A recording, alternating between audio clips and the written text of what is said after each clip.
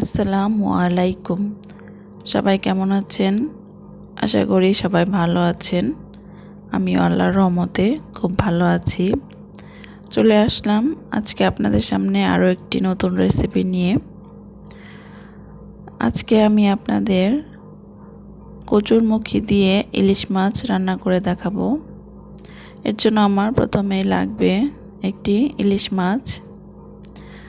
ইলিশ মাছটা আমি প্রথমে ভালোভাবে আঁশ ছাড়িয়ে ধুয়ে নিব এবং পিস করে কেটে নেব। এখানে আমি ইলিশ মাছটা খুব ভালোভাবে আঁশ ছাড়িয়ে কেটে নিয়েছি। ইলিশ মাছের কয়েকটি টুকরো নিয়ে নিয়েছি। এরপর আমি এখানে কচুরমুখী কেটে ভালোভাবে কচলিয়ে ধুয়ে নিব। এতে করে পিচ্ছিল যে ভাবটা এটা চলে যাবে। এরপর আমি কড়াইয়ে সরিষার তেল দিয়ে তেল গরম হলে পেঁয়াজ কুচি দিয়ে দিব। পেঁয়াজ কুচি দেওয়ার পর আমি এখানে সামান্য রসুন কুচি দিয়ে পেঁয়াজ কুচি এবং রসুন কুচিটা আমি কিছুক্ষণ ভেজে নেব।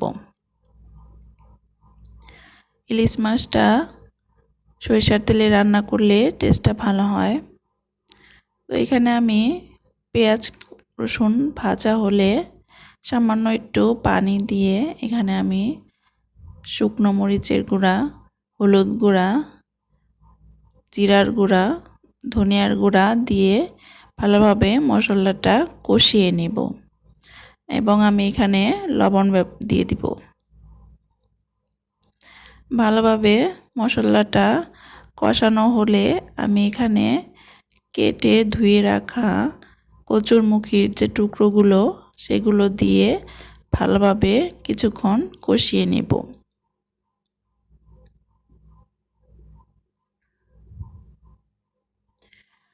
এই তো আমি ঢাকনা দিয়ে ঢেকে কিছুক্ষণ কষিয়ে নিলাম।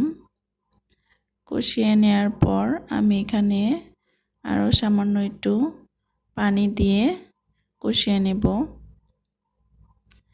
এখন আমি ঝোলের জন্য বেশ কয়েক পরিমাণ পানি দিয়ে দিব, যাতে করে কচুরমুখীটা ভালোভাবে সেদ্ধ হয়ে যায়। এবং আমি এখন ঢাকনা দিয়ে ঢেকে দেব। ঝোলে বলক আসার সাথে সাথে আমি এখানে মাছের টুকরোগুলো দিয়ে দিলাম। মাছের টুকরোগুলো দিয়ে বেশি নাড়া যাবে না, কারণ ইলিশ মাছটা নরম মাছ হয়, ভেঙে যাবে টুকরোগুলো। খুব সাবধানে নাড়াচাড়া করতে হবে। এখন আমি ঢেকে কিছুক্ষণ রান্না করব। ঝোলটা সামান্য শুকিয়ে আসা পর্যন্ত, কারণ আমি রান্নাটা একটু ঝোলঝোলি রাখবো, একদম শুকিয়ে ফেলবো না। এই তো দেখতে পাচ্ছেন কচুরমুখীটা খুব ভালো সেদ্ধ হয়ে গেছে।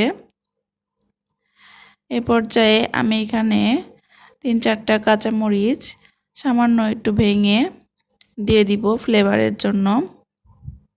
এতে করে কাঁচামরিচের ফ্লেভারটা ছড়িয়ে পড়বে এবং খেতে ভালো লাগবে। এই তো আজকের রেসিপিটা এ পর্যন্তই। আপনারা এভাবে বাসায় রান্না করে খেয়ে দেখবেন। ইলিশ মাছ খুবই মজা হয় কচুরমুখী দিয়ে। কার কার ভিডিওটা ভালো লাগলো কমেন্ট করে জানাবেন। আপনারা বাসায় ট্রাই করবেন এভাবে কচুরমুখী দিয়ে ইলিশ মাছ। আশা করি ভালো লাগবে সবার। আমার চ্যানেলটা যদি আপনাদের ভালো লাগে তাহলে একটি লাইক, শেয়ার এবং সাবস্ক্রাইব করে দিবেন। আজকের রেসিপিটা এ পর্যন্তই। সবাই ভালো থাকেন। আল্লাহ হাফেজ।